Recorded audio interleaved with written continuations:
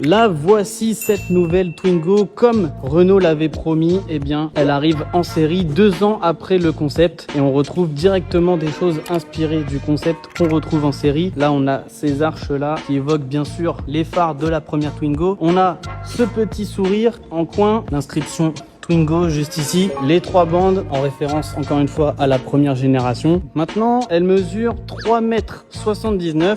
Voilà, c'est une électrique qui affiche 260 km d'autonomie. On a 5 portes, là à l'arrière les arches également qu'on avait sur le concept. Et puis on retrouve de la praticité par rapport à la 3e génération. On a une belle ouverture de coffre qui permet d'y rentrer une machine à laver comme toute bonne Twingo, alors qu'avant on avait le moteur à l'arrière et une ouverture qui n'était pas très grande. On a aussi du coffre, hein.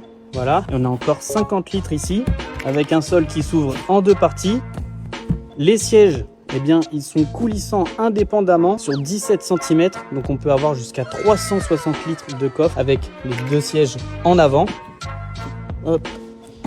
Là, voici ce que ça donne avec les sièges le plus en arrière possible. Il y a de quoi y accueillir 4 personnes sans problème. Niveau recharge, la Twingo accepte jusqu'à 6,6 kW pour recharger à la maison. Elle aura donc uniquement cette prise de courant, mais en option, elle peut être équipée de la charge rapide et là, accepter jusqu'à 50 kW pour charger sur autoroute par exemple. Là, elle pourra passer de 10 à 80% en 30 minutes. Et puis, on a l'intérieur de cette nouvelle Twingo.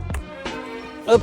Et là, c'est peut-être ici qu'on retrouve le moins l'esprit de l'ancienne génération. Souvenez-vous, dans la première Twingo, on avait un habitacle hyper lumineux avec ses grandes surfaces vitrées et puis une grande impression d'espace. On avait bien sûr aussi ces selleries avec ces motifs toujours un petit peu loufoques, mais qu'on adore. Et puis beaucoup de couleurs à l'intérieur avec ce rappel constant du coloris extérieur. On a évidemment aussi ce petit nez de clown, ce petit nez rouge pour les feux de détresse. Ça, c'est devenu sa signature. Voilà pour la petite histoire.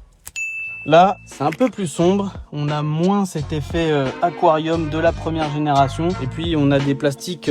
Bon, plastique, c'est pas très grave, mais qui sont un petit peu sombres. Après, Renault a quand même essayé de rehausser un petit peu l'intérieur avec des éléments de carrosserie. Ici, là, ça passe également en vert lorsque la couleur extérieure est verte. Là, la planche de bord, bah finalement, elle est assez classique, mais c'est bien, hein. On a un écran de 7 pouces là, un écran de 10 pouces au centre et on a le petit nez de clown qui a été un petit peu remis au goût du jour. Cette Twingo de nouvelle génération, elle sera commercialisée début 2026, toujours à un tarif promis inférieur à 20 000 €. Et c'est bien sûr à retrouver dans Automoto ce dimanche. Ciao!